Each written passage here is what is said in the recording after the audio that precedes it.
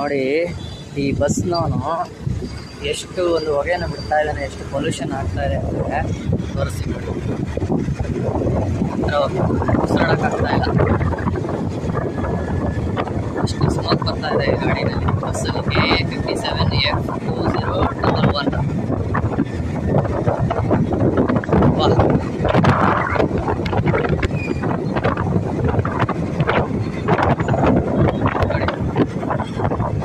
ಆ ಸ್ಮೋಕಿಗೆ ಹಿಂದ್ಗಡೆ bus ಕಲರೇ change ಆಗಿದೆ. ಸ್ಮೋಕ್ ಬಂದು ಬಂದು ಬಂದು ಆ ಸೈಲೆನ್ಸರ್ ಕೂಡ ಇಲ್ಲ.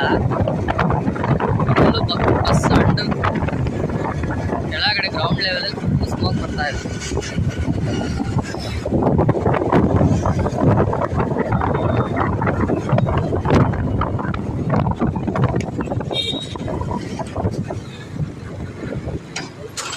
ಇದೇ ಬಸ್ಸು.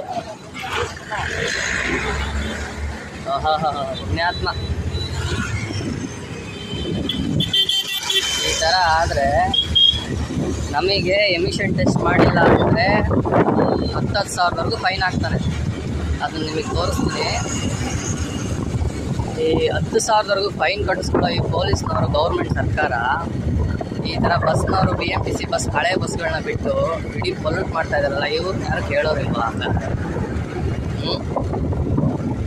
ನೋಡಿ ಹೀಗಿದೆ ನಮ್ಮ ಪರಿಸ್ಥಿತಿ.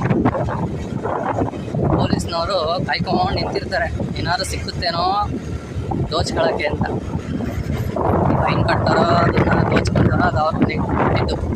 ಆದರೆ ಈ ಗೌರ್ಮೆಂಟ್ ಸರ್ಕಾರ ಮಾಡಿರೋ ರೂಲ್ಸ್ಗಳು ಅದನ್ನು ಹೇಳ್ಕೊಂಡು ಕೆಲವರು ಜನಗಳ ಹತ್ರ ಸುಲಿಗೆ ಮಾಡ್ತಿರೋ ಅಂಥದ್ದು, ಇದೆಲ್ಲ ಯಾವ ಸರಿ